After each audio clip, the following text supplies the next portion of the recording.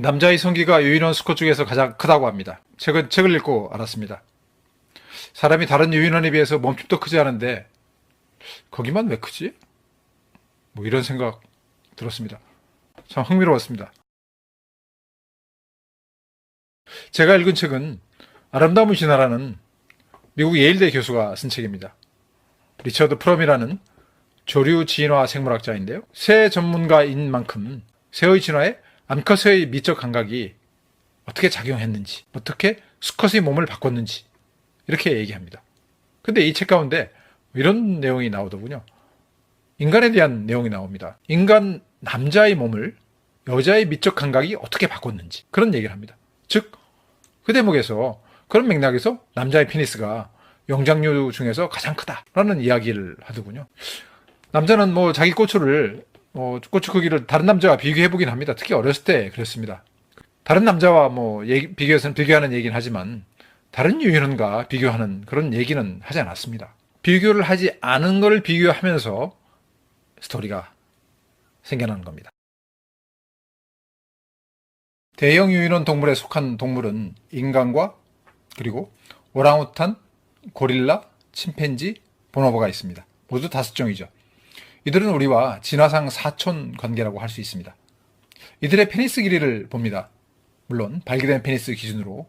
네, 고릴라가 3.2cm, 그리고 오랑우탄이 3.8cm, 그리고 침팬지는 이거보다 2배인 7.6cm, 사람은 이거보다 2배 가까운 13cm라고 합니다.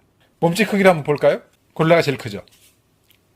오랑우탄, 인간 침팬지, 보노보 순입니다. 페니스 크기와 몸집 크기가 안 맞죠? 몸 크기에 비례해서 페니스도 커야 하는데 그렇지 않습니다. 고릴라 페니스는 몸에 비해서 너무 작습니다. 몸집은 진화상 사촌 5종 가운데 가장 큰데 페니스 크기는 가장 왜소합니다. 사람은 또 영장류 사촌들 가운데 3번째 몸집 크기를 가지고 있습니다. 그런데 페니스 크기는 가장 큽니다. 이게 뭘까요? 고릴라와 사람에게는 무슨 일이 일어난 것일까요? 반드시 곡절이 있겠죠. 예일대 진화 생물학자는 이걸 페니스의 역동적 진화사라고 표현합니다. 많은 정보가 인간의 이 특별한 신체에 담겨 있다고 보입니다. 그런데 책을 좀 더 보니 실망스럽더군요. 책이 잘못됐다는 얘기가 아니고 저자에 따르면 관련 연구가 거의 없다고 합니다. 남자의 몸은 별로 그렇게 연구하지 않았다라는 그런 설명입니다. 반면 여성 신체는 상대적으로 많이 연구됐습니다. 여성 신체에서 감지할 수 있는 여러 가지 신체의 특징들, 예컨대 허리가 왜 잘록한지, 유방은 또 왜 이렇게 큰지 하는 연구는 많았다고 합니다. 여기에서 성편향적인 냄새가 좀 풍깁니다. 남성 주도적인 사회가 만들어낸 그런 그림자가 아닌가 이렇게 생각이 되더군요. 그래서 다른 책을 좀 찾아봤습니다. 영국의 진화 생물학자 존 카이트라는 사람이 쓴 책, 진화와 인간 행동입니다. 올해 2019년에 한국에 번역 소개된 그런 따끈따끈한 책인데요.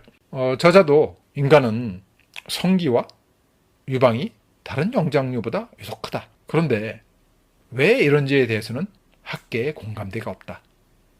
이렇게 말합니다. 인간 페니스가 왜 큰지 관련해서 몇 가지를 찾아봤습니다. 잠재적인 성 파트너의 눈에 잘 띄기 위해서 페니스가 커졌다라는 주장이 있더군요. 아름다움의 진화 책 저자도 이런 맥락에 있습니다. 성적으로 남성의 몸을 여성이 선호했고 선택했고 또 특정 방향으로의 진화를 선호했기 때문에 남자의 이 신체 부위가 커졌다. 커지는 쪽으로 진화했다. 라는 쪽으로 추정된다.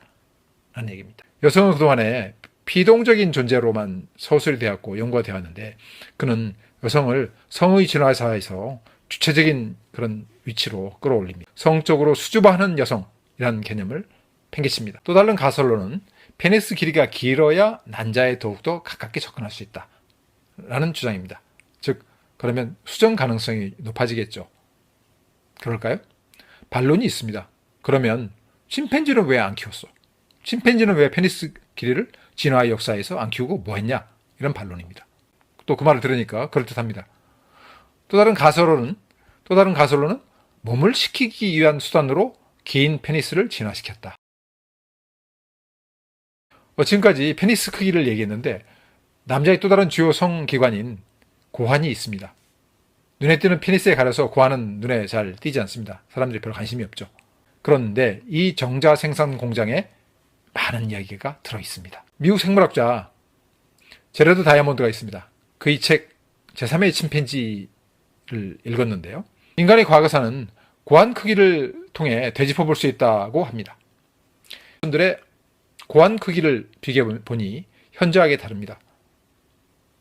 크기를 보면 침팬지가 가장 크고요. 보노보, 인간, 고릴라 순입니다.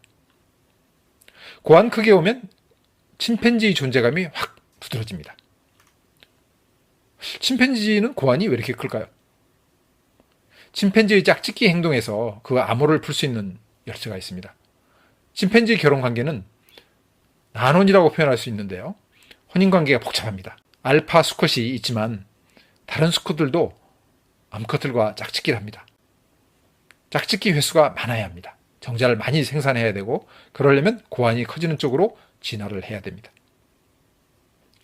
그러면 고릴라는 또 왜 그럴까요? 고릴라는 몸이 200kg가 넘습니다. 수컷이 그렇죠.